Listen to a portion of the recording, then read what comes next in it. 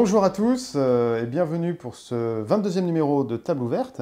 Nous sommes le samedi 26 avril et nous allons commencer cette première partie avec un entretien avec Kylian, donc secrétaire général de Reprendre le contrôle, avant d'accueillir notre invité avec lequel nous parlerons d'un sujet bien spécifique qui sont les concessions autoroutières. Alors, premier point sur l'actualité avec toi Kylian. Nous sommes le samedi 26 avril, je l'ai déjà dit. Nous sommes en train d'enterrer le pape François Ier, qui donc est mort. Ici même. Est mort, j'allais dire opportunément, mais en tout cas le lundi de Pâques, ce qui est quand même assez rare. Ça fera peut-être époque dans la grande lignée de l'Église. Que faut-il retenir de son bilan? Donc il est pape depuis 2013, donc il est resté pape 12 ans. Exactement, et d'abord il a succédé à un pape qui n'est pas décédé en fonction, Benoît XVI, son prédécesseur, a démissionné de ses fonctions. Il a abandonné ses fonctions, ce qui est assez rare pour le souligner. Jamais d'habitude on meurt. Oui, il a renoncé à ses fonctions, en tout cas ses fonctions politiques. Hein. Il est resté bien évidemment clair. Mais donc d'abord c'est la première originalité. Ensuite, je dirais que François, donc pas François Ier pour l'instant, parce qu'il n'y en aura pas un deuxième. Le pape François a plusieurs particularités qui font que son pontificat sera retenu. Premièrement, c'est un pape non européen depuis très longtemps, puisque, si je me souviens bien, les derniers papes non européens, c'était des papes en fait sous la période romaine. Oui, c'est ça. Enfin, en fait, dans l'époque moderne, il n'y en avait pas eu. Voilà, il n'y en a pas eu, puisque de toute manière, l'église de Rome était une église centrée sur l'Europe de l'Ouest, donc tous les papes étaient issus effectivement d'Europe de l'Ouest pendant très longtemps, et ensuite du monde qui a été mis en coupe réglée par l'Europe de l'Ouest, c'est-à-dire les Amériques et une partie de l'Asie, etc. Bon. Donc déjà, c'est la première chose. Et le pape François est également membre de l'ordre des Jésuites, enfin était membre de l'ordre des Jésuites, qui est un ordre qui a connu beaucoup de déboires avec l'Église elle-même et avec les États, mais surtout c'est un jésuite d'Argentine. Donc c'est-à-dire que c'est un jésuite qui a une tradition particulière de soutien affirmé aux populations amérindiennes opprimées. Oui, parce qu'il faut rappeler l'histoire et l'influence qu'a eu le jésuitisme, enfin l'ordre donc de Jésus, dans l'histoire d'Argentine en fait. Oui. Et de l'Amérique du Sud d'ailleurs. Oui, exactement. Alors la Compagnie de Jésus a été active en Amérique du Sud assez longtemps, jusqu'à la fin du XVIIIe siècle, c'est-à-dire en gros jusqu'à ce que la couronne d'Espagne l'interdise, puis que l'ordre soit dissous avant d'être rétabli au début du XIXe siècle. Mais par contre, donc les jésuites ont conservé pendant près de 250 ans un important pouvoir en Amérique du Sud, surtout dans la vice-royauté du Rio de la Plata, c'est-à-dire à partir de sa création, c'est-à-dire au XVIIIe siècle, mais dans cette région de l'Empire espagnol qui est très très peu peuplée, hein, puisque je rappelle qu'à l'indépendance de l'Argentine, le nouvel État compte à peu près 300 000 habitants, pas plus, donc c'est très peu, hein, c'est l'agglomération rennaise, un truc comme ça. Par contre, les jésuites étaient très actifs auprès des populations amérindiennes, notamment celles qui étaient nominalement sous souveraineté ou espagnole ou portugaise, mais qui en réalité étaient totalement indépendantes, notamment les Guaranis, donc c'est-à-dire dans la région du Chaco, actuellement entre Bolivie, Brésil, Argentine, Paraguay, qui est une région très boisée. Les jésuites se sont implantés là-bas, ont implanté effectivement des communautés religieuses et politiques auprès des Guaranis, et les défendaient contre les ambitions des créoles espagnols et portugais qui avaient différentes ambitions sur eux, soit s'emparer de leurs terres, soit éventuellement trouver de l'or, mais il n'y en a pas, donc, mais ça ils ne le savaient pas encore, soit simplement capturer des esclaves. Et donc c'est ça qui expliquerait, donc au moins 2 siècles d'intervalle, l'espèce de, la psychologie du pape François, c'est-à-dire très orienté vers le reste du monde et pas tellement l'Europe, et aussi la défense en quelque sorte, on sait qu'il l'a critiqué pour être un pape immigrationniste, le pape des BRICS aussi, on l'a un peu présenté comme ça, donc ça serait la continuité en quelque sorte de cet héritage. Oui, ben, tout d'abord il n'est pas européen, donc nécessairement il a une autre vision de ce que doit être l'Église, c'est-à-dire une église qui n'est pas centrée uniquement sur l'Europe, qui d'ailleurs je le rappelle n'est même pas la terre d'origine de l'église, mais qui a été son cœur pendant des siècles. Ça c'est la première chose. Et la deuxième chose, effectivement, c'est qu'il a un rapport particulier à des populations qu'il considère comme opprimées ou comme défavorisées, par la tradition jésuitique argentine, et là notamment vis-à-vis de l'immigration, ou des immigrés plus exactement, c'est-à-dire des individus. Et c'est pour ça que, à mon avis, ça fait partie de sa tendance pro-immigration. Et puis la deuxième chose, il faut bien le dire, c'est que, bon, en tant que pape, il a aussi une vision missionnaire de la chose, et donc qui dit apport, un apport migratoire, et notamment un apport migratoire plus jeune que la population vieillissante de l'Europe, implique aussi potentiellement une terre de conquête, c'est-à-dire conquérir les cœurs, hein, obtenir des conversions. Faut pas... Et la vocation de l'Église étant universelle, Europe ou pas Europe, c'est pas son problème. Oui, je pense effectivement que l'immigrationnisme donc de François s'explique aussi, effectivement, comme tu le dis, dans cette optique plus générale. Il y a un intérêt objectif, quoi qu'on en dise, pour l'Église à développer au sein de l'Europe vieillissante et sécularisée, à tendance athée, à injecter en fait un sang neuf qui lui va croire, même si ces gens-là sont éventuellement musulmans. Parce qu'en fait, ça crée de toute façon au sein des populations, comment dire, autochtones en quelque sorte, un phénomène de réactance. Et on le constate d'ailleurs parce qu'en France, on voit que depuis 2-3 ans, il y a une recrudescence, une augmentation du nombre de baptisés adultes, des jeunes adultes. C'est essentiellement des gens nés dans les années 2000, quoi, à peu près 90-2000, dont l'Église se félicite. Mais en fait, c'est, je pense, en partie le fruit de cette politique, c'est-à-dire l'idée de laisser entrer des gens qui, eux, affirment leur foi, quelle qu'elle soit, de façon complètement débridée, même avec tous les excès que ça comporte, ça on le sait, mais on va pas s'étendre là-dessus aujourd'hui. Et je pense que en fait, ça fait partie de la stratégie. C'est-à-dire que les gens qui critiquent l'immigrationnisme du pape ne voient pas forcément que derrière, il y a effectivement quelque chose de vraisemblablement pensé, avec l'idée de faire entrer en fait de nouveaux croyants dans le giron de l'Église. Et peu importe que ces croyants soient finalement d'origine ethnique européenne, ça n'a pas d'importance pour l'Église. Oui, et puis le pape en tant que tel, je veux dire par sa fonction religieuse à la tête de l'institution ecclésiastique, est aussi donc à la tête d'une institution qui a maintenant, on va dire, plus ou moins 1500 ans, qui est tournée vers Dieu, c'est-à-dire pour laquelle la temporalité est secondaire. Peu importe qu'on accomplisse un objectif dans 1000 ans, mais il sera accompli. Donc en fait, les intérêts immédiats des États, des populations, en soi, est secondaire. Et deuxièmement, c'est une institution universelle. Et donc, l'activité missionnaire et l'activité cléricale de l'Église n'est pas centrée sur l'Europe. Et quand on sait que, effectivement, l'Amérique, notamment, que ce soit du Nord ou du Sud, ou l'Asie sont d'importantes terres, même de conversion, eh bien pour l'Église, ça entre en ligne de compte, et de plus en plus, en Corée du Sud, 30% de la population est chrétienne, et sur ces 30%, environ la moitié sont catholiques.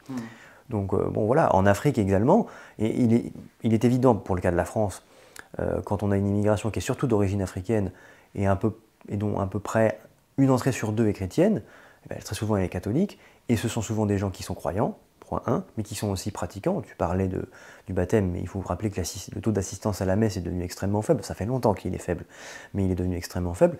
Bon, ce sont des gens qui, eux, vont aller à la messe, au moins pour les fêtes, au moins pour les grandes fêtes religieuses.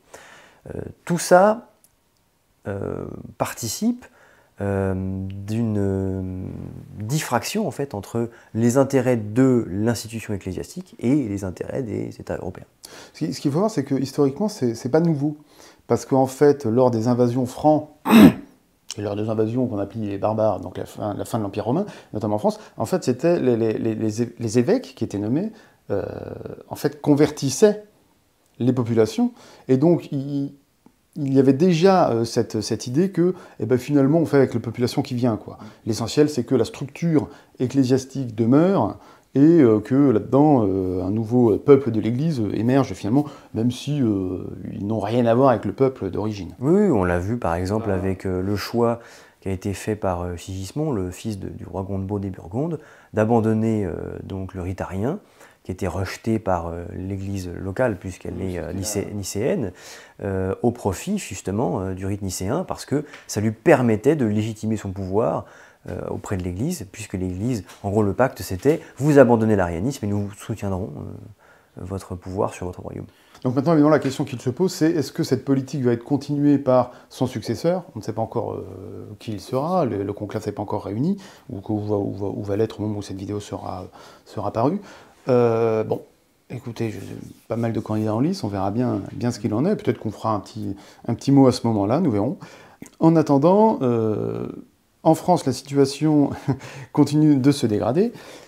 Pape ou non, église ou non, et en l'occurrence ici, la situation industrielle a occupé un peu le devant de la scène ces derniers jours, puisqu'il y a eu deux affaires. Il y a eu d'abord la vente de Vancorex, donc on reviendra là-dessus, qui est une usine chimique donc dans la grande vallée de la chimie, là, près de Grenoble, en Isère, et plus récemment, pas la vente, mais disons les mauvaises affaires de l'usine ArcelorMittal de Dunkerque, en fait du groupe ArcelorMittal implanté en France, pas seulement à Dunkerque, voilà.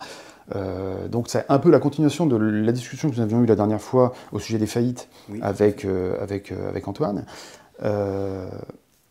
Exposons les deux cas, ces deux cas différents, mais qui participent en fait, qui sont deux exemples en fait du délitement industriel général de la France. Pour Vancorex d'abord, donc Vancorex a finalement... C'est une faillite, c'est l'équivalent d'une faillite. Oui, c'est une liquidation, oui. Puisqu'il y a eu intervention du tribunal de commerce et attribution d'un repreneur, en l'occurrence le repreneur. Alors le repreneur du site, c'est le principal concurrent de Vancorex au niveau mondial, c'est-à-dire le chinois Wanghua, qui est directement en fait la cause de la faillite de Vancorex, tout simplement parce que les coûts de production et donc les prix de vente des produits de Wanghua sont beaucoup plus faibles, et donc la concurrence sur le marché international était beaucoup trop importante. Et puis par ailleurs, il faut rappeler que les volumes produits par la Chine sont sans commune mesure aujourd'hui avec les volumes produits par la France. Que fabriquait Vancorex? Alors Vancorex fabriquait pas mal de choses, mais notamment pour ce qui nous intéressait, alors sur le plan stratégique, Vancorex fabriquait un produit intermédiaire qui entrait dans la fabrication du propégol solide qui sert à la propulsion des missiles M51 de nos sous-marins lanceurs d'engins, donc qui peuvent emporter des têtes nucléaires. C'est surtout ça qui était important stratégiquement. D'ailleurs, Arkema, qui fabrique lui le propégol directement, a déjà prévenu que nous avions des stocks, oui, ça c'est normal, nous avons des stocks stratégiques. Et deuxièmement, Arkema a trouvé un nouveau fournisseur, en l'occurrence en Allemagne, ce qui pourrait poser des problèmes évidemment d'approvisionnement, mais a trouvé un nouveau fournisseur en Allemagne, donc il n'y aura pas de problème pour la fabrication. Il n'y aura pas de rupture. Non, il n'y aura pas de rupture. Par contre, d'ailleurs, Wanghua a repris le site, mais une grande partie va être abandonnée, donc c'est une friche industrielle extrêmement polluée dont on ne sait que faire. Ils vont reprendre à peu près 50 salariés sur les plus de 200 seulement, et en fait une petite partie de l'activité, puisque le reste ne les intéresse pas, ils ont beaucoup d'autres sites. Ça fait doublon avec ce qu'ils produisent déjà, donc il n'y a aucun intérêt. Donc ce que ça veut dire pour Vancorex, d'abord, les prix de l'énergie qui ont flambé sont terribles pour l'industrie chimique, qui est une grosse consommatrice d'énergie. On aura le même problème avec Arcelor, c'est exactement la même problématique, personne n'en parle quasiment, mais c'est ça en fait. Et pour Vancorex, c'est double, c'est pas uniquement l'électricité, c'est aussi le gaz naturel, qui est une matière première importante dans l'industrie chimique. Donc c'est un véritable problème, et en ce qui concerne l'électricité, nous avons en France l'avantage de pouvoir régler assez rapidement la situation. En revanche, au niveau du gaz naturel, la question est beaucoup plus complexe.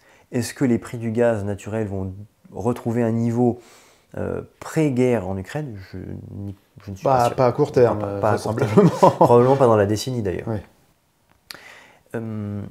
Par ailleurs, il faut rappeler que justement Vancorex était dans une situation d'importante concurrence au niveau international, notamment dû au fait que même sur le marché national, Vancorex n'a pas, disons, la primeur, puisque nous ne protégeons pas notre marché national, pas plus que nous protégeons le marché européen en réalité de la concurrence chinoise. Et ça il y a quelque chose d'assez intéressant, nous sommes à front renversé par rapport à il y a un siècle. C'est-à-dire qu'il y a un siècle, on va dire 50 ans, des pays comme la Corée du Sud, ou plus anciennement le Japon, il y a plus d'un siècle et demi maintenant, ou la Corée du Sud à partir des années 50, il faut rappeler que la Corée du Sud dans les années 50, c'est un pays massivement agricole qui a en fait un niveau de vie très proche de celui à la même époque que peut avoir la Côte d'Ivoire, la Côte d'Ivoire coloniale, par exemple. Et aujourd'hui, c'est un énorme exportateur et producteur de biens manufacturés. Mais la Corée, donc la Corée, 1950, la Corée du Sud aujourd'hui, a dû, pour développer son industrie, mettre en place des barrières douanières, tout simplement parce que son marché était trop exposé. Aujourd'hui, c'est nous qui nous retrouvons dans cette situation. C'est-à-dire que nos produits ne sont plus assez concurrentiels pour inonder le marché, et en fait, nous sommes dans une situation d'industrie naissante. Nous avons retrouvé notre niveau il y a 150 ans. Exactement. Et on voit avec Arcelor, on se retrouve, c'est la même situation, enfin, puisque finalement c'est le dernier chapitre de la métallurgie en France qui est en train de se fermer, quoi.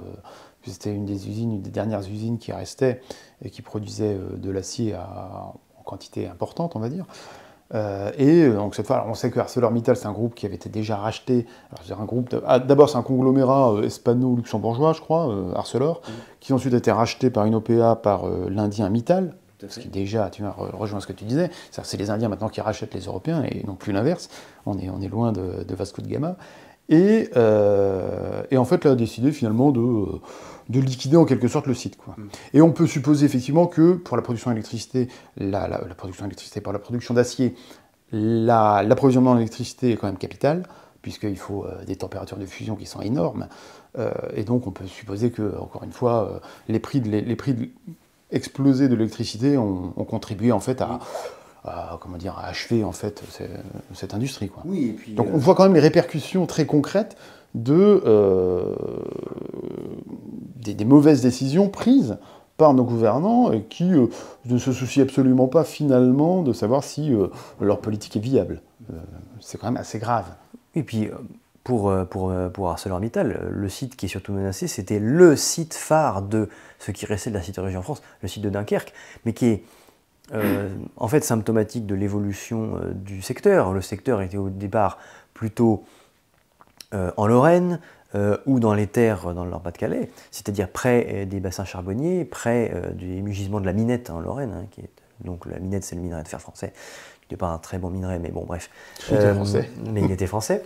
Et donc la sidérurgie s'est déplacée dans les ports où on reçoit le minerai de fer, notamment de Libéria, de Suède, pour ce qui concerne le site de Dunkerque. Puis ensuite le charbon. Et alors le charbon, où maintenant de plus en plus, parce qu'on utilise de moins en moins de charbon, notamment avec les fours à arc électrique, etc. Enfin, en tout cas d'autres matières premières, y compris du charbon, effectivement qui est difficile à transporter, mais quand même. Donc c'était d'abord ça, donc c'était devenu un site extrêmement, avec un très haut niveau de productivité. Mais le problème, donc d'abord les coûts de l'électricité tuent le secteur, hein, évidemment, puisque c'est un secteur très très très gourmand en électricité. Et le deuxième point, c'est que le problème de la sidérurgie française, c'est qu'elle doit aujourd'hui, et de plus en plus, et simultanément ce modèle est de moins en moins performant, la sidérurgie française doit de plus en plus se reconvertir dans des produits à haute valeur ajoutée, c'est-à-dire des aciers, alliages spéciaux, etc. Bon, bref, voilà.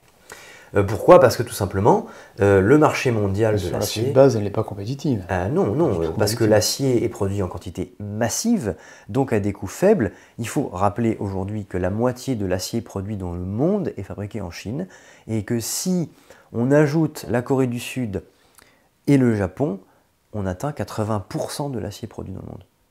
Donc, c'est-à-dire, et si on ajoute l'Inde... l'Inde, c'est quasiment... Voilà. Donc même les États-Unis, qui est pourtant grand pays d'acier, un grand pays de l'acier, est aujourd'hui dépassé. L'acier fabriqué en Asie de l'Est, notamment en Chine, est beaucoup moins coûteux qu'un acier fabriqué en Europe, à tel point que l'importer, c'est moins coûteux que de le fabriquer ici. Donc forcément, les utilisateurs, puisque l'acier est un produit intermédiaire, hein, il n'est pas utilisé comme ça, on n'expose pas des poutres en acier chez soi, donc... ou alors cas exceptionnel, bien comme c'est un produit intermédiaire, et ben, le fabricant du produit manufacturé final va préférer un acier moins cher, ce qui est normal pour lui, dans son intérêt. Donc là encore, il y a une problématique de prix de l'électricité, mais aussi de protection du marché, ou du moins de savoir ce qu'on veut faire de notre marché. Ce que nous ne savons pas encore. Oui, parce qu'on pourrait parfaitement abandonner complètement l'acier à condition de se repositionner sur autre chose. Mais c'est pas du tout le cas. Éventuellement. Alors, moi, je ne préconiserais pas ça, mais disons que ça pourrait être une possibilité, une option. Et d'ailleurs, ça a fait partie aussi de toute notre politique écologique. Parce que la sidérurgie, c'est extrêmement polluant. Bon, tout le monde connaît la littérature britannique, anglaise du XIXe siècle, à la banlieue de Londres, avec les nuages, les smogs, etc. Bon. En délocalisant, ou du moins en abandonnant nos activités et en important, nous avons aussi délocalisé nos émissions de CO2, forcément. Et il est vrai que personne ne veut une aciérie à côté de chez lui. Non mais c'est une réalité. Personne ne veut une aciérie à côté de chez lui, ne serait-ce que parce que ça risque de provoquer de graves problèmes pulmonaires à ses enfants. Après, il y a des technologies de captation malgré tout, hein, donc Oui. On pourrait très bien redévelopper ça Oui, mais c'est des dans coûts. une version. Ah, bien sûr. Ce sont des C'est un coûts. coût super. Or, quand vous êtes exposé déjà Oui, à un bien sûr. acier peu cher... En l'état, c'est absolument Voilà. viable. Ça, on est tout à fait d'accord. Bien sûr. Le point quand même que moi j'aime souligner en conclusion de ce chapitre-là, je rappelle que l'Union européenne avant s'appelait la CE, puis avant la CECA, Communauté européenne du charbon et de l'acier. Donc on avait mis en commun avec l'Allemagne, la Belgique, les Pays-Bas, etc., l'Italie, les capacités de production de charbon et d'acier. Bon, bah, résultat, 70 ans plus tard, on n'a plus de charbon, on n'a plus d'acier. Voilà. Je pense que ça donne une juste mesure de la beauté de la chose et de la pertinence du modèle communautaire, n'est-ce pas? Bon. Alors, un autre sujet d'inquiétude en ce qui concerne la France, cette fois, sujet sécuritaire, on a vu la semaine dernière, ou il y a 2 semaines, des actes de guerre, hein, on peut dire ça, perpétrés contre les prisons. Non seulement contre les prisons, c'est-à-dire les bâtiments eux-mêmes, mais même carrément contre une école de formation de gardiens pénitentiaires et contre certaines habitations, alors là, ça va beaucoup plus loin, supposées de personnel pénitentiaire. Tout ça est très inquiétant. Ça n'a pas fait tant de bruit que ça, j'ai l'impression. En tout cas, ça n'a pas fait le bruit que ça aurait dû faire dans un État, on va dire, normalement constitué, dans une société normalement constituée. Et on peut coupler ça également avec, de façon générale, les problèmes de dégradation et du crime organisé qui est en train quand même de gangréner la France. Maintenant, ça s'accélère vraiment. On le pressentait, mais là, depuis le début de l'année, ou disons depuis le début de l'année dernière, ça commence vraiment à prendre des crans de plus en plus importants. On a l'effet conjugué d'abord du fait que, je pense, les discussions sur la légalisation de la drogue, qui, à mon avis d'ailleurs, sont en partie financées par ces voies-là, par le voie du crime, hein, tout simplement, qui ont intérêt à ce que le débat avance. Je pense, fait qu'on s'habitue en quelque sorte à cette thématique-là. Et donc qu'il y ait des exactions commises et des crimes commis au nom de la drogue, finalement, ne dérange plus tellement. Puis on se dit, c'est normal, puis il faudra légaliser, ça justifie le fait qu'il faut le légaliser, etc. On a vu donc qu'une maternelle à Saint-Ouen avait été carrément déplacée. C'est-à-dire qu'on en est rendu au point où l'État, en fait, fait place nette devant les dealers, quoi. C'est ça.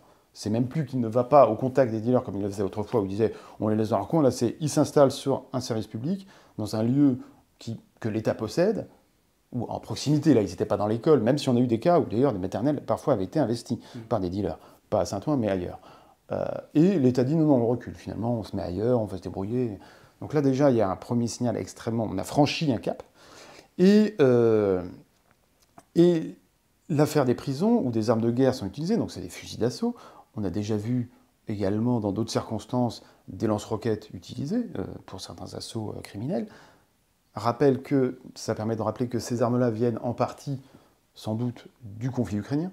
C'est-à-dire que quand vous avez des armes qui sont sur tous les 100 théâtres armes, de guerre possibles, mais le plus proche et le plus immédiat, celui-ci, par la filière albanaise très certainement d'ailleurs, où est-ce qu'on va? C'est-à-dire que là, c'est le Mexique, quoi. On est en train de se transformer en une sorte de Colombie, de Mexique. Il y a une cartélisation de la France qui est extrêmement préoccupante. Les gens ne se rendent pas bien compte de ça, mais je crois qu'il faut vraiment tirer la sonnette d'alarme de façon extrêmement énergique. Alors, il y a 2 aspects importants sur ce sujet. Je vais commencer par l'aspect qui fait le moins parler de lui, mais qui est un aspect extrêmement important, c'est l'aspect santé publique. Je parle du trafic de drogue. Il y a une raison pour laquelle, au Singapour par exemple, le trafic de drogue est punis de mort. Il y a une raison pour laquelle c'est le cas en Indonésie. En Thaïlande aussi. En Thaïlande. C'est parce que on n'en s'en rend pas compte, parce qu'en France, ça reste encore un phénomène assez marginal, surtout pour les drogues vraiment incapacitantes. Héroïne, etc. Même si suffisait les portes de la chapelle pour s'en rendre compte, crack, etc. Mais ça ne concerne pas tellement les Français, en fait. Assez peu, en fait. Comment ça? Non, ce que je veux dire, c'est que la population de la porte de la chapelle est une population essentiellement soit étrangère, soit oui, c'est vrai. Donc en fait, ça reste sur le sol français. Ça ajoute au même. folklore un peu morbide et tragique de l'immigrationnisme, oui, en quelque sorte. C'est vrai. Mais je sais notamment qu'en Iran, des centaines de milliers de personnes ont été concernées par le trafic d'héroïne venant d'Afghanistan et de Birmanie, qui sont toutes proches. Ce qu'on a appelé le triangle d'or. et que l'épidémie en fait liée aux usages de la drogue a été telle que les autorités ont dû prendre des mesures drastiques, à la fois contre le trafic, mais aussi en matière de santé publique. Et qu'une société où la drogue se répand, c'est-à-dire, qu'elle devient de plus en plus abondante, deux, que son prix baisse, et ça c'est très important. Sur la cocaïne, ça a été radical. Exactement. Ça a été divisé par 4 ou 5 en quelques années. Avec l'entrée du Pérou sur le marché, qui est devenu maintenant le premier producteur devant la Colombie. Et effectivement, le prix de la cocaïne s'est effondré. Le prix de l'héroïne va probablement baisser avec la stabilisation du pouvoir des talibans en Afghanistan, puisque le pouvoir taliban, tout en refusant lui-même la consommation d'héroïne sur son sol, en revanche vise à améliorer, disons, sa balance commerciale et ses entrées de devises, il ne faut pas rêver, ses devises étrangères avec les ventes d'héroïne, ce qui suscite beaucoup de tensions avec l'Iran notamment, hein, je le répète. Et donc l'aspect santé publique est très important. Une société qui plonge dans la drogue, dans ce type de drogue dure, est une société qui meurt à petit feu. On va faire un parallèle qui rejoindra celui qu'on a fait sur l'industrie. On est en train de vivre exactement, comme tu disais tout à l'heure,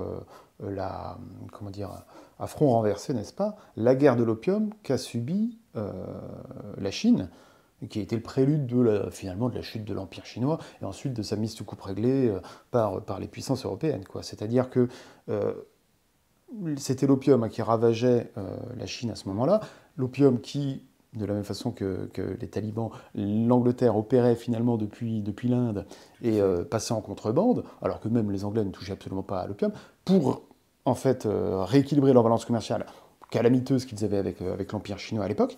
Et ça a conduit la Chine dans un abîme. Le 19e siècle est pour la Chine une page extrêmement tragique, extrêmement douloureuse. Ils s'en souviennent très bien. Ils s'en souviennent très bien, ils nous en gardent rancune, alors que nous on l'a complètement oublié. Enfin, ça c'est autre chose. Et en fait, on est en train de connaître la même chose. Aux États-Unis, c'est pareil. C'est-à-dire qu'il faut voir que l'avenir, on le connaît. On sait quel est l'avenir de ce genre de pratique, c'est la Chine, quoi. C'est la Chine du 19e. C'est la Chine des années 1900, des comptoirs japonais, des comptoirs allemands, des comptoirs français, des comptoirs russes, des comptoirs américains sur le sol chinois. C'est ça qui nous attend, en fait. Sauf que cette fois, c'est nous qui serons la proie, en fait. Il faut quand même poser le cadre général. Les gens qui parlent de légalisation de la drogue, il faut voir de quel jeu, en fait, ils sont la force, en fait. De quel jeu ils se font les acteurs. Et sur le plan sécuritaire, puisque c'est le deuxième volet et celui qui intéresse le plus. Hein, c'est le plus extraordinaire, le plus spectaculaire, on va dire. Il faut bien se souvenir que tu as parlé de la Colombie, tu as parlé du Mexique. Le trafic de drogue, ne serait-ce que parce qu'il est illégal, donc en plus il n'est pas imposé, etc. Il est imposable, mais il est rarement imposé, génère énormément d'argent. Et la circulation de ce fric corrompt tout. Et ce qui se passe au Mexique encore aujourd'hui, ce qui se passe en Colombie encore aujourd'hui, même si en Colombie c'est mieux qu'avant, c'est que l'État devient impuissant par le simple fait que même s'il veut agir, il ne le peut plus parce que ses agents sont généralement corrompus par la drogue, à des niveaux tels que de toute manière, augmenter les salaires ne suffit même pas. Ou alors dans des unités très spéciales. Bon. Il y a un bon exemple de ça, c'est le film de Steven Soderbergh qui s'appelle Trafic, qui date des années 2000, je crois, je me souviens plus très bien, et qui expose parfaitement, là, c'est aux États-Unis, sur le trafic de cocaïne, je crois, non, je ne sais plus, entre le Mexique et les États-Unis, et qui montre la gangrène générale au Mexique, mais même aux États-Unis, en fait, de la drogue, en fait. Mais ça se voit d'ailleurs déjà aujourd'hui dans le trafic à la porte cochère des immeubles. Quand tu dis à un gamin que plutôt que d'aller à l'école ou je ne sais pas, qui va gagner 2000, 2500, mais parfois plus sur un mois, c'est-à-dire qu'il gagne plus que ses deux parents réunis. Mais pourquoi en faisant quasiment rien. En fait, en faisant quasiment rien. En restant sur le pas de la porte et à siffler quand les c'est beaucoup d'argent pour peu d'efforts. Alors beaucoup de risques sur le papier, mais peu d'efforts. Et ce qu'on voit aujourd'hui, c'est que l'environnement sécuritaire de la France ne se dégrade plus simplement dans la délinquance du quotidien, c'est-à-dire la dégradation progressive et lente du faire société, du vivre ensemble, c'est-à-dire on risque de se faire tirer son sac, de se faire tirer son téléphone, de se faire pousser. Bon, voilà. Ça s'arrête plus là, c'est-à-dire qu'on change de nature, on passe plus de la simple délinquance du quotidien à la criminalité du quotidien. Et ces attaques sur les prisons sont typiques. Il s'agit d'un message envoyé, déjà c'est un test, pour voir comment l'État va réagir, et il a réagi dans la passivité la plus totale, donc on peut aller plus loin encore. Deuxièmement, c'est un test pour voir à quel point les prisons sont solides, donc éventuellement pour entamer des opérations de libération. Qui seront rémunérés. On a vu un petit exemple de ça avec la fameuse évasion de Mohamed Amra, qui présente exactement la même modalité et qui, à mon avis, avait été commandé, sans doute d'ailleurs peut-être depuis la prison, auprès d'un commando spécialisé. Je pense qu'il y a des commandos spécialisés qui sont prêts à monnayer leur action pour perpétrer ce genre de crime. Il faut rappeler que dans l'affaire Mohamed Amra, 2 agents de la pénitentiaire ont été abattus de sang-froid, c'est-à-dire qu'on ne les a pas menacés, on les a abattus directement. Donc l'objectif, c'était, dans le cadre de la libération, l'objectif c'était de descendre 2 agents de la pénitentiaire, immédiatement. Donc on a eu l'attaque des prisons, effectivement, en fait, le territoire est progressivement perdu, à la fois en termes de mètres carrés, c'est-à-dire qu'il y a des endroits où on ne peut plus aller, mais aussi la maîtrise du territoire par l'État s'affaiblit. Et on le voit avec les prisons, les logements de la pénitentiaire, ce qui veut dire que l'objectif derrière aussi, c'est d'effrayer les agents de la pénitentiaire pour infiltrer plus facilement les prisons, et donc contrôler l'appareil de l'État, sans en prendre le vêtement. Et il faut savoir que la chose est pire à l'étranger, notamment en Belgique et aux Pays-Bas, qu'en France. Oui, parce qu'on nous parle beaucoup des bienfaits de la légalisation, mais voyons ce qu'il en est dans les pays où l'expérience a été tentée. Bon, en fait, en Belgique et aux Pays-Bas, le groupe le plus actif et le plus puissant, c'est ce qu'on appelle la Morco-Mafia. C'est un groupe criminel d'origine marocaine, comme son nom l'indique. Et donc, en raison notamment de l'importance stratégique dans le commerce européen des ports de Rotterdam et d'Anvers, qui sont gargantuesques. Oui, côté le Havre, ce sont des nains. D'ailleurs, dans le nord du pays, une grande partie des produits qui viennent dans le nord de la France sont en fait des produits importés viennent de Rotterdam ou d'Anvers, et pas du tout du Havre.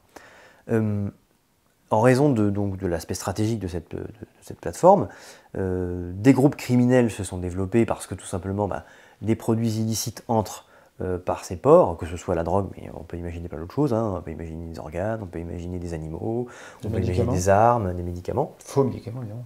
Oui. Et aux Pays-Bas, la morcomafia est tellement puissante que l'État ne parvient plus à en juguler le développement, à un point tel que l'héritière de la couronne des Pays-Bas. Mais qui est une monarchie. Voilà, c'est une monarchie. Ça n'a pas toujours été en plus.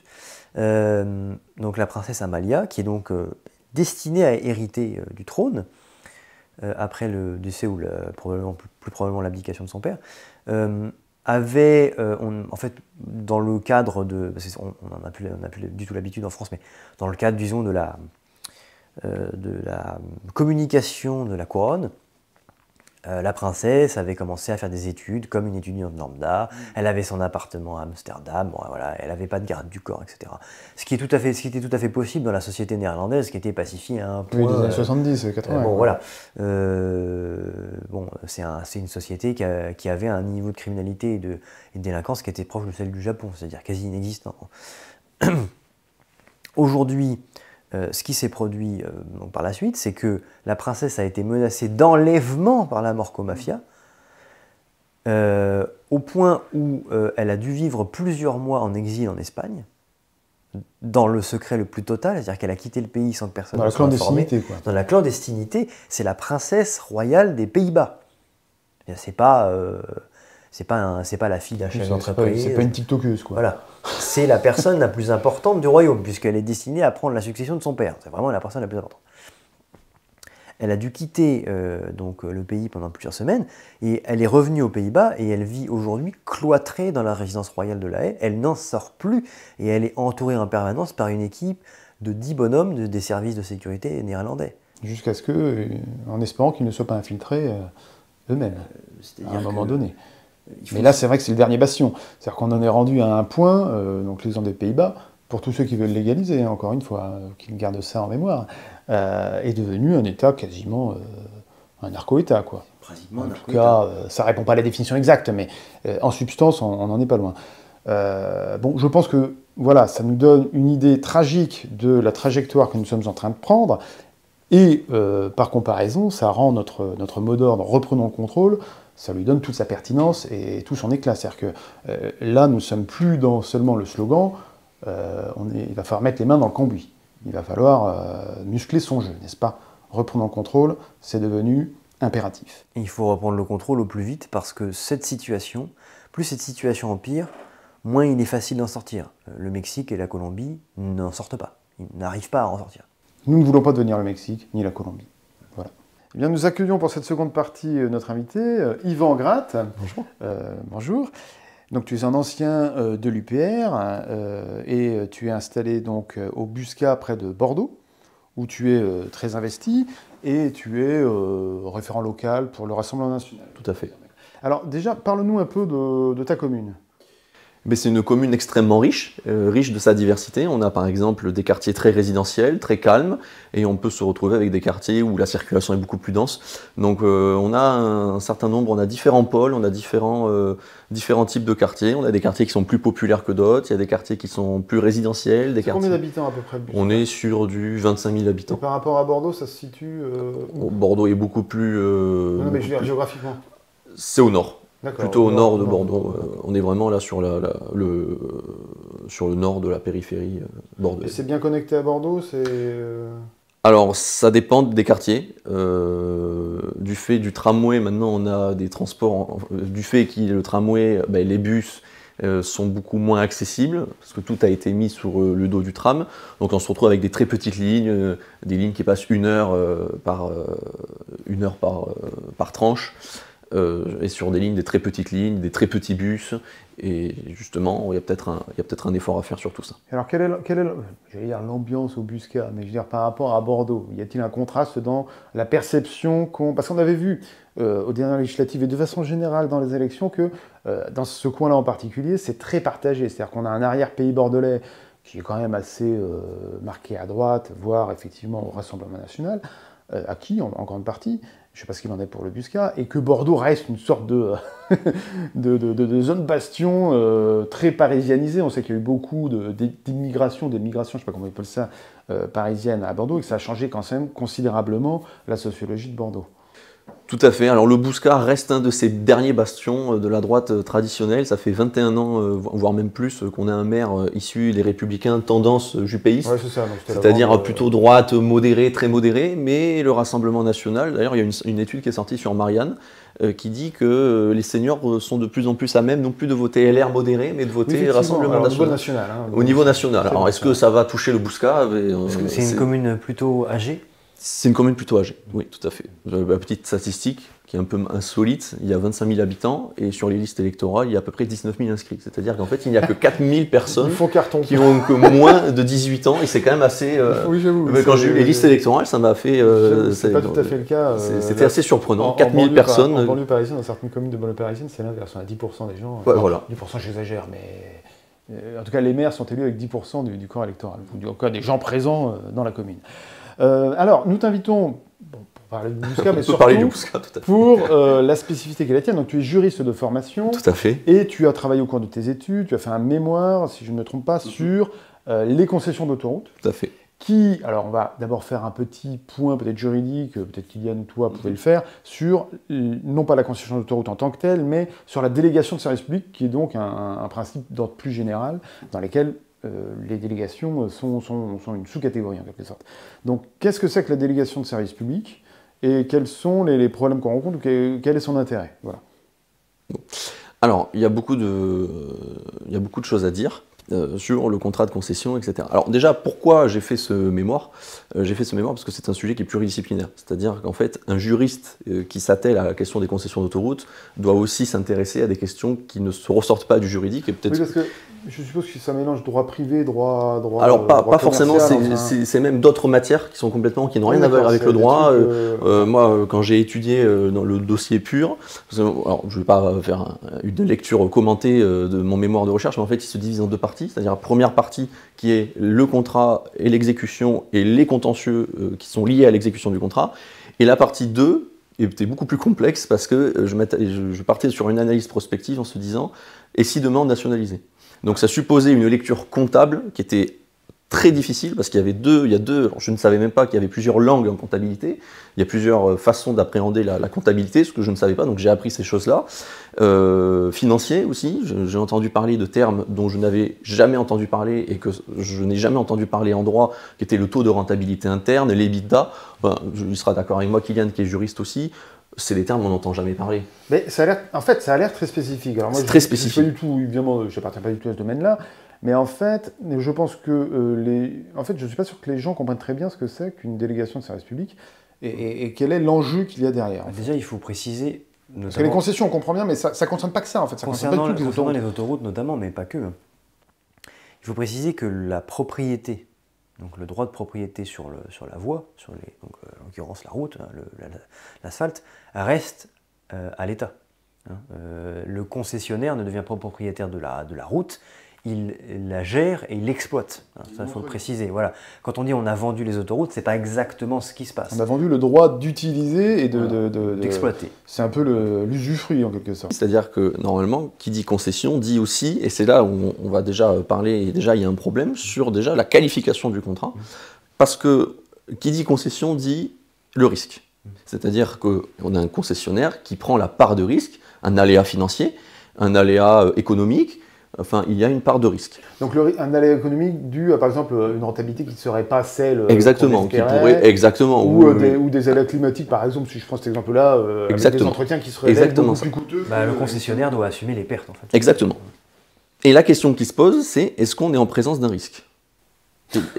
et non, mais parce que, par exemple, si on prend l'exemple, et le plus typique, c'est 2020, où on se dit, mais comment les autoroutes ont pu être bénéfiques ? Elles ont été bénéfiques et ont distribué des milliards de dividendes. Alors je ne critique pas la distribution des dividendes, je critique simplement le fait que même en 2020, où c'était l'année catastrophique pour les transports du fait de l'année Covid, on a réussi à avoir des milliards de dividendes pour les autoroutes. Donc la question qui se pose, c'est où est l'aléa financier là-dedans ? Quand on observe le contrat à distribution des dividendes énormissime en 2020, et ça continue évidemment jusqu'en 2026, on se pose des questions sur déjà la qualification même du contrat. Donc rien que sur la qualification du contrat, il y a déjà un problème en soi. Et puis après, quand on rentre dans les techniques, et j'en aurai l'occasion peut-être d'en discuter, quand on rentre vraiment dans la technique contractuelle, ça fait encore plus débat. Et y a-t-il d'autres exemples, mis à part les autoroutes, de délégations de services publics ? Et en tout cas, et comment fonctionne-t-elle s'il y en a ? Je sais que, par exemple, dans le cadre de la libéralisation des transports en commun, est-ce que ça s'apparente à une délégation de service public ? Je sais qu'à Paris, par exemple, en région parisienne, mais ce n'est pas le cas que là, il y a des lignes de bus qui sont, je sais que c'est le cas à Boulogne, par exemple, qui maintenant sont opérées par des opérateurs privés et qui font en fait une mission de service public. Donc, comment ça... C'est le même principe ? Oui, ça peut être. Alors, les clauses sont pas identiques à chaque fois, mais c'est généralement le même type de contrat, c'est-à-dire on qualifie de la même manière. Donc, pour les transports en commun, effectivement, il y a les bus. Je sais que le projet avait été évoqué pour les métros à Paris. Ouais, il faut rappeler que historiquement, ça a été le cas. Il y avait des sociétés privées qui exploitaient différentes lignes et qui rivalisaient entièrement. La ligne 13, c'était la ligne Nord-Sud. On a encore les initiales sur sa station qui le montraient. Donc ça a déjà existé. C'était le cas également pour les trains. Les lignes de voies de chemin de fer étaient tout à fait, oui, jusqu'à ce que ce soit nationalisé en 45, je crois. Mais d'ailleurs, c'est le cas justement pour le train, c'est un peu différent parce que les lignes TGV ne sont pas considérées comme un service public. Mais en revanche, c'est surtout les lignes TER. Et c'est pour ça que la SNCF continue donc d'endosser l'exploitation des lignes TER, y compris et surtout quand elles sont déficitaires, alors qu'elle fait son beurre sur les lignes à grande vitesse. Et c'est pour ça que des exploitants étrangers, notamment on pense à Trenitalia maintenant ou à Renfe, l'espagnol Renfe, qui maintenant exploitent aussi des lignes à grande vitesse. Quel peut être l'intérêt pour l'État d'agir ainsi, en fait ? Quel est l'intérêt pour l'État de faire une délégation de service public ? Enfin, l'État ou les collectivités, parce que ça peut concerner des collectivités territoriales. Il y a surtout, alors moi je vais reprendre l'exemple des concessions d'autoroute, celui que je maîtrise, mais en réalité c'est que ça suppose le privé peut venir en aide à l'État. C'est-à-dire qu'en réalité, et ça on va en revenir quand je parlerai de la technique de l'adossement, c'est-à-dire qu'on se rend compte sur certains tronçons autoroutiers que ce sont les sociétés concessionnaires eux-mêmes qui se financent par le biais de mécanismes contractuels un peu vicieux, qui est par exemple, donc, sur la question des autoroutes, je le précise, une augmentation de la durée de la concession. Et donc ça suppose augmentation de la durée de concession, et en contrepartie, je répète, la société privée finance le tronçon, et en contrepartie de cela, elle va avoir une augmentation de la durée de la concession. Alors finance le tronçon, ça veut dire elle prend à sa charge. Elle prend à sa charge par exemple, la construction. Pour prendre l'exemple de Bordeaux, on va prendre cela dit, je crois, ou la 82, Bordeaux-Toulouse. Elle va dire par exemple après Agen, pouf, il faut faire 30 km, il faut les refaire. Donc c'est la concession, donc en l'occurrence ça doit être ASF, je pense, dit je prends à ma charge la maîtrise d'ouvrage. Tout à fait. Donc c'est parfait presque pour l'État, j'ai envie de dire, parce que dans un contexte où il y a un très fort déficit public, quand le privé vient à l'aide de l'État, l'État ne dit pas forcément non. Mais la contrepartie, c'est que ceux qui surtout gagnent ou changent, c'est surtout les sociétés concessionnaires. Et d'ailleurs, c'était une technique, alors ça c'est une technique très particulière en contrat public, qui a été très limitée par la jurisprudence administrative et surtout la jurisprudence européenne, parce qu'en fait c'est une entrave à la concurrence. Parce qu'il y a deux principes qui irriguent en fait le droit des marchés publics, alors le droit des marchés publics et les concessions, c'est deux principes. La publicité, donc publier l'offre dans les journaux officiels, etc., et surtout la mise en concurrence. Sauf que sur une technique de l'adossement, il n'y a plus de mise en concurrence. Sans préférence nationale. Sans préférence nationale.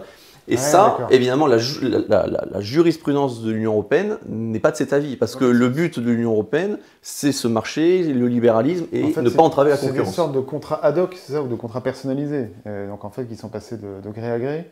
Voilà, c'est ça. Je finance le tronçon autoroutier. En contrepartie de cela, vous m'augmentez la durée de la concession, qui sont déjà des durées. On ne parle pas de petites durées. Hein. Oui, on parle de durées déjà qui sont très longues. Hein. On a les premiers contrats de concession qui vont arriver à terme en 2036. Enfin, il y en a qui vont arriver à terme en 2050, donc, voire même 2054. Donc tout ça, c'est des questions évidemment aussi de gros sous. Et puis c'est aussi une question. Donc on peut financer par une augmentation de la durée de concession, mais on peut aussi augmenter et prendre de l'argent par le biais du péage aussi. Et là, c'est les sociétés concessionnaires qui prennent, on va dire, leur dîme. Voilà, alors, le dire. Parlons des péages, parce que c'est finalement ce que les gens connaissent le plus des autoroutes. Ils ont considérablement augmenté. Alors, pas partout, parce que c'est différentes sociétés. Alors, ils ont considérablement augmenté. Mais alors là, c'est un fondement juridique. Il faut savoir que de 1995 à 2013, l'augmentation des tarifs de péage était illégale.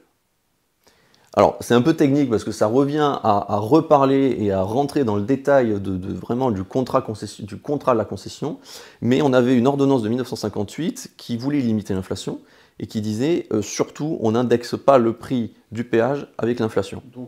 On a un décret en 1995 qui dit tout l'inverse, qui nous dit on mettra le prix, on fixera le prix du péage par rapport à l'inflation. Donc on avait une sorte de décret contra legem. Et c'est uniquement l'inflation qui justifie l'augmentation des tarifs. C'était le cas en 95 alors que c'était interdit par 58. Et le législateur ne s'est rendu compte que de cela, qu'il y avait un décret contra legem qui ne disait pas ce que disait l'ordonnance, et le législateur s'en est rendu compte en 2013. Et il a réussi à mettre, avec des dispositions qui n'ont absolument rien à voir avec les tarifs de péage, donc vous avez des dispositions sur le livret A, c'est un article, je n'ai plus l'article en tête, mais c'est dans le Code monétaire et financier, et vous avez un dernier alinéa, les tarifs de péage seront fixés sur l'inflation. Mais si on prend le point de départ de l'ordonnance de 1958 qui irrigue le droit autoroutier actuel, c'est complètement contra legem. Revenons un peu en arrière, parce que les autoroutes, comment étaient-elles construites avant ? C'était l'État qui avait tout à sa charge. Il n'y avait pas à ce moment-là de concession, quand elles sont apparues. Il y a toujours eu des sociétés, en fait on a toujours créé des sociétés, notamment des sociétés publiques-privées, qui étaient chargées de la construction et de l'exploitation du réseau autoroutier.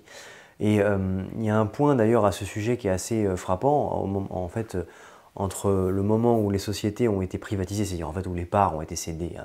Comme ce sont des sociétés, ce sont bien des sociétés avec un capital, donc divisé en parts, etc. Ce n'est pas des établissements publics.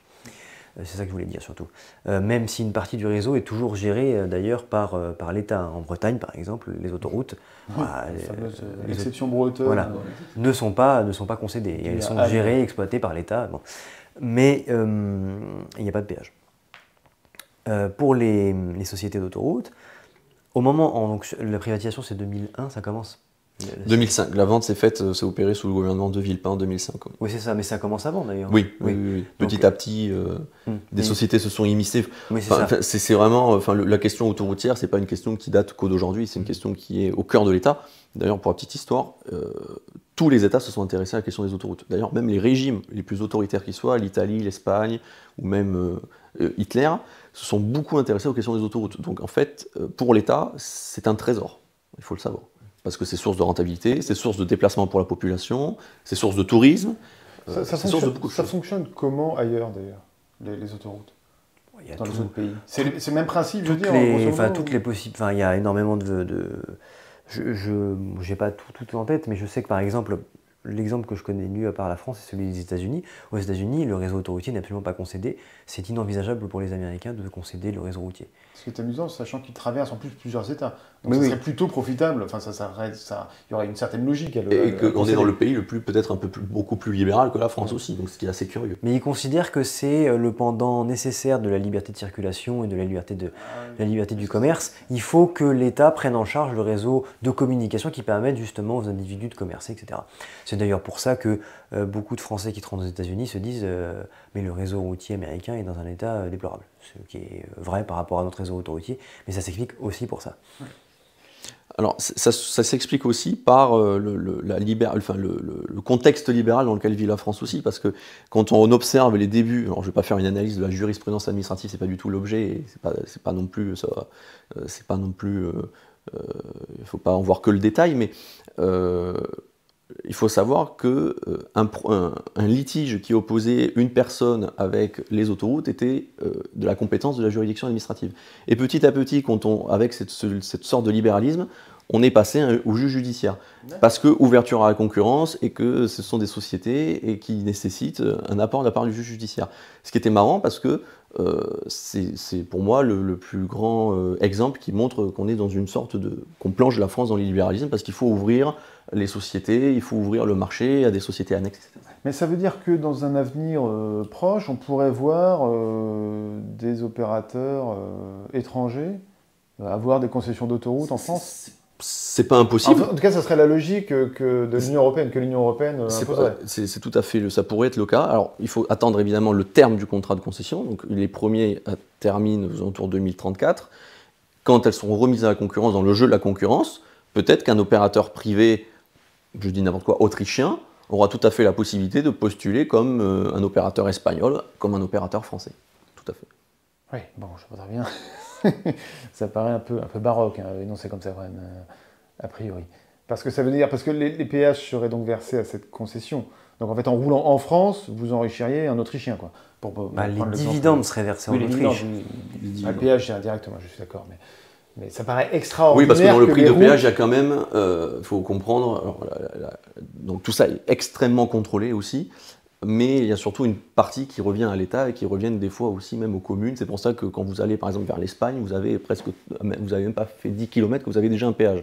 Parce que vous avez une redistribution des richesses pour les communes et chaque commune se bat pour récupérer une sorte de petite commission. Enfin, c'est un peu la guerre à la commission parce que c'est des enjeux qui sont énormes. Quand vous faites l'autoroute par exemple Bordeaux-Espagne, c'est un enjeu crucial. C'est effectivement un point sur lequel je voudrais qu'on revienne juste après. Mais est-ce qu'un autre avenir n'est-il pas possible? Et on a beaucoup parlé de la renationalisation des autoroutes. Est-elle possible? Si oui, à quel coût? Et quel en serait à la fois le fondement juridique, le fondement politique et le bénéfice à en attendre? Alors, je pense sûrement la question la plus difficile en fait à traiter, c'est sur la question de la nationalisation. Enfin, politiquement, c'est une décision. Parce que on va dire que c'est un désir. Enfin, un désir. En tout cas, dans notre sphère à nous, c'est souvent demandé, mais même plus largement, c'est des choses. C'est demandé d'ailleurs par énormément de partis politiques, hein, que vous alliez à droite ou à gauche. C'est énormément demandé. Hein. Je pense à la France Insoumise qui demande la nationalisation. Je pense à d'autres partis qui demandent aussi la nationalisation. Donc, c'est quelque chose qui est très demandé, mais je trouve que c'est un peu la décision facile. Facile et pas forcément la plus efficace. D'abord, ça impliquerait quoi au point de vue financier? Alors, déjà, ça dépend déjà quel type de nationalisation. Est-ce que c'est une nationalisation maintenant, c'est-à-dire on n'attend pas le terme des contrats, on le fait maintenant, ou est-ce qu'on fait une nationalisation après le terme du contrat? Donc déjà, c'est deux choses complètement différentes, parce que si on attend le terme du contrat, c'est pas le même coût que si on le fait maintenant. Parce que si on le fait maintenant, il faut payer de maintenant jusqu'à l'échéance du contrat. Comme je vous ai dit, il y a certains contrats qui finissent en 2050. Et surtout, la question qui va se poser, c'est sur quelle base, sur quel argent. Parce que le gros problème qu'on a sur la question des concessions d'autoroute, c'est qu'on n'a jamais eu de chiffre précis Je vais prendre un autre exemple. Par exemple, dans le cadre d'une concession, il y a ce qu'on appelle un inventaire obligatoire. Pour se souvenir à qui revient à la fin du contrat, qu'est-ce qui revient à la personne publique, qu'est-ce qui revient à la personne privée. Jamais il n'y a eu d'inventaire dans les autoroutes. Donc on ne sait même plus. On ne sait même pas quelle est la valeur de la chose. Voilà, exactement. On ne sait pas ce qu'il faudrait payer. On ne sait même pas ce qu'il faudrait payer. Donc, alors, on a eu un certain nombre de choses un peu ubuesques, c'est-à-dire qu'on a eu une espèce de banque canadienne qui est venue en 15 jours nous faire un bilan en 15 jours. C'est-à-dire l'État français n'a jamais réussi à le faire, ni la Cour des comptes, et on arrive une banque canadienne en 15 jours qui nous a fait un bilan sur tout. Évidemment, c'est pas viable, et ça signifierait aussi qu'on prendrait écho sur une banque canadienne dont on ne connaît pas vraiment les intérêts. Donc, cette question de la nationalisation, juridiquement, elle est possible. Juridiquement, elle est possible. On peut nationaliser, on peut mettre fin au contrat. Le problème étant, à quel coût? Parce que si demain si on nationalise, admettons, maintenant, toutes les concessions d'autoroute, donc toutes les concessions d'autoroute en 2050 sont annulées, il faut payer de maintenant à 2050 le concessionnaire, mais il faut surtout aussi payer le fait que les autoroutes reviennent au domaine public. Oui, ce qui va coûter extrêmement cher. Et qu'il faudra les entretenir.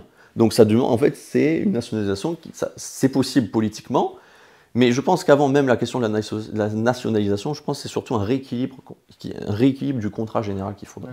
Oui, parce qu'en fait, les rapports qui émergeaient sur cette question-là montraient grosso modo, je n'ai pas eu tous les chiffres en tête, mais dans les ordres de grandeur, que ça avait été des contrats un peu léonins, quoi. C'est-à-dire que les concessions avaient, comme tu le soulignais tout à l'heure, majoré à leur bénéfice les risques encourus pour pouvoir réclamer des dividendes supérieurs en disant on a énormément de risques, vous ne comprenez pas, et puis, on a des coûts fixes et des charges énormes, et donc il faut qu'on ait une concession beaucoup plus avantageuse pour nous. Ce qui fait qu'en fait, il y a une sorte d'escroquerie, de vol, je ne sais pas comment il faut l'appeler, sur ce point, de la part des concessions. Les sociétés concessionnaires ont pu profiter du comportement de l'État avant la privatisation. Il y avait à peu près 9000 salariés sur l'ensemble du réseau autoroutier français avant la privatisation. Aujourd'hui, on est à moins de 3000, c'est-à-dire qu'il y a une zone de 2 tiers. En fait, ce qui s'est produit, c'est que les sociétés concessionnaires, c'est l'histoire d'un plan social aussi, hein, la privatisation.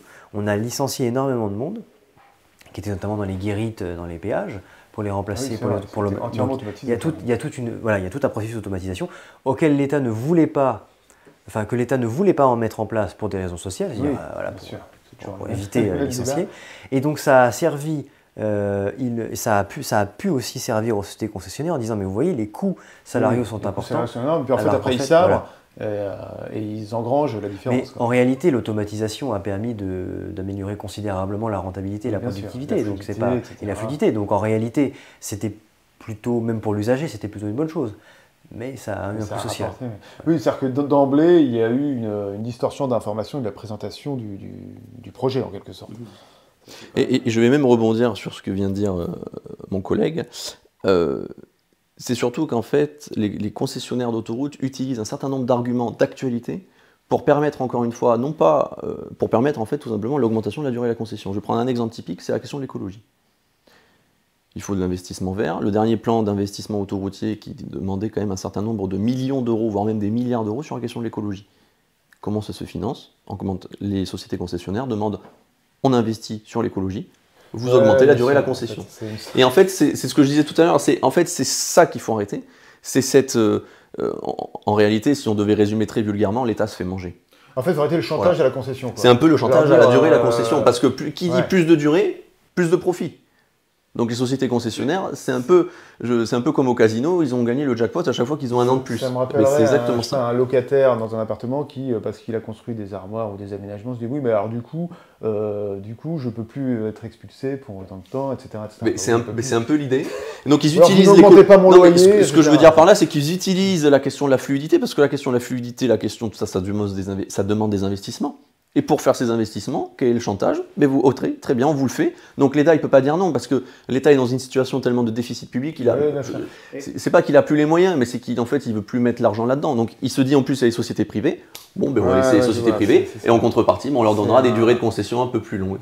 L'État se dessaisit complètement en fait. Et quand on lui resterait comme prérogative. Ce qui est très curieux d'ailleurs, parce que moi j'ai assisté à ces débats, à quelques débats parlementaires, j'ai assisté au Sénat, c'était une journée entière dédiée aux autoroutes. les sociétés concessionnaires ne viennent même pas au débat.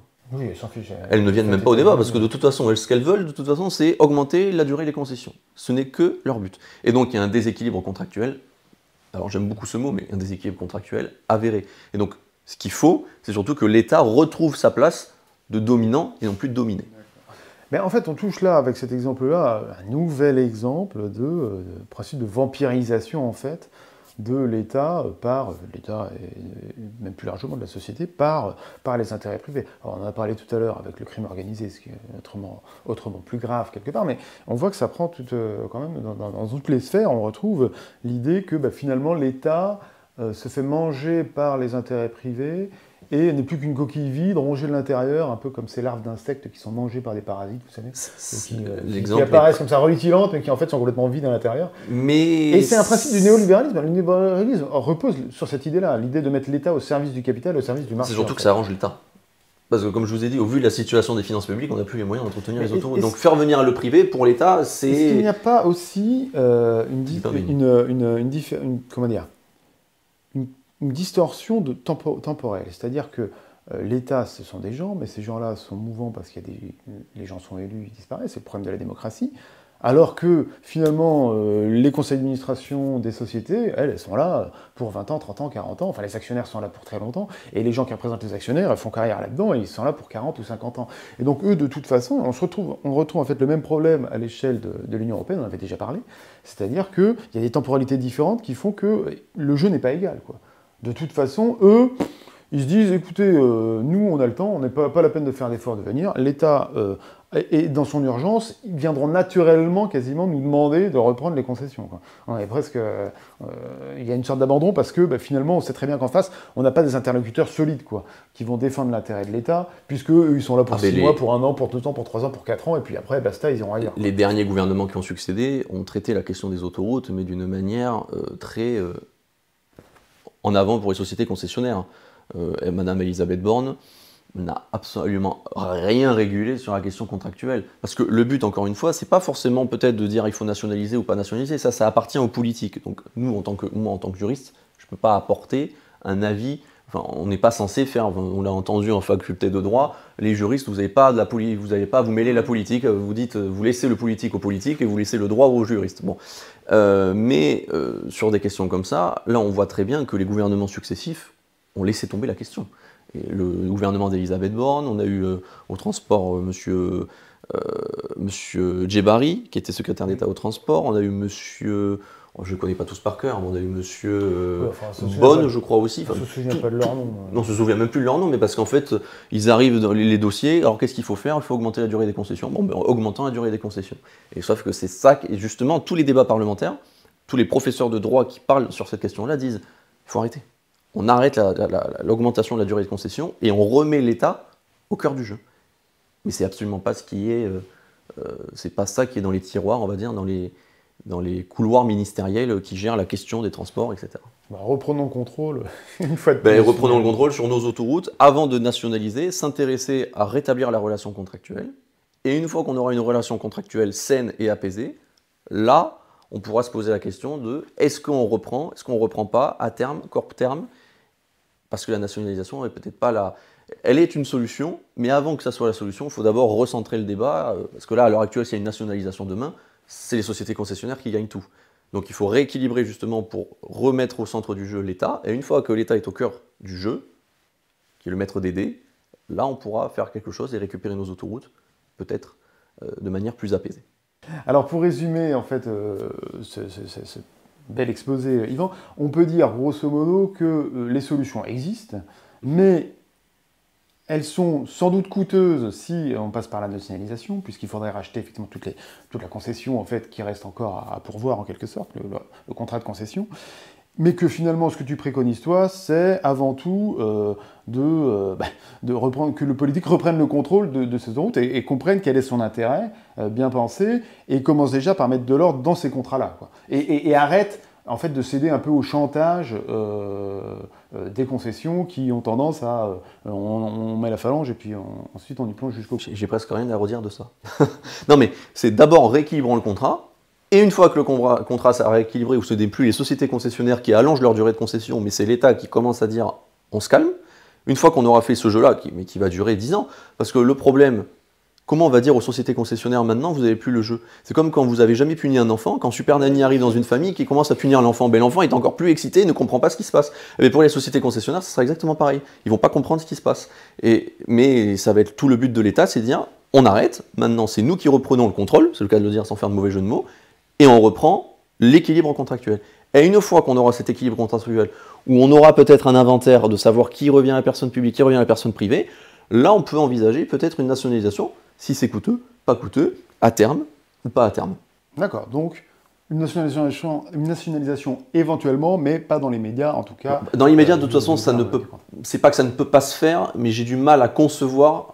Entre le coût l'état financier et puis France, quand on va dire ça aux sociétés vraiment, concessionnaires, et puis la jurisprudence de l'Union européenne va dire mais qu'est-ce que vous faites? Parce qu'il faut comprendre que la Cour de justice de l'Union européenne déteste les monopoles. Oui, donc déteste les monopoles. C'est la vision libérale qu'il ne faut pas de monopole, il faut laisser le libre jeu de la concurrence. Elle déteste les monopoles. D'ailleurs, il n'y a même pas de notion de service public dans la jurisprudence européenne. On ne va pas critiquer la jurisprudence, c'est un autre débat, mais en tout état de cause, c'est la jurisprudence de l'Union européenne ne voudra pas entendre parler d'un monopole. C'est pour ça que la nationalisation, ça sera aussi un combat contre les sociétés concessionnaires, mais ça sera à mon avis un très long combat juridique. Parce qu'évidemment, ça devra passer par un tribunal administratif, cour administrative d'appel, conseil d'État, donc c'est des contentieux qui vont se jouer à des milliards d'euros et qui finiront très probablement à la Cour de justice de l'Union européenne. D'accord, très bien. Bon, on voit qu'il y a du pain sur la planche, comme ça, comme pour le reste. Merci beaucoup, Yvan. Bonne chance au Busca, hein, pour la suite de ton investissement, n'est-ce pas? Et puis, Kylian, également, merci. Je vous dis à bientôt. C'est la fin de ce numéro. Long numéro, mais très intéressant, j'ai trouvé. Si vous l'avez aimé, je vous invite à mettre un pouce à cette vidéo, à commenter, bien évidemment, à vous abonner, à faire un don à Reprenons le contrôle aussi. Et je vous dis à très bientôt sur cette chaîne.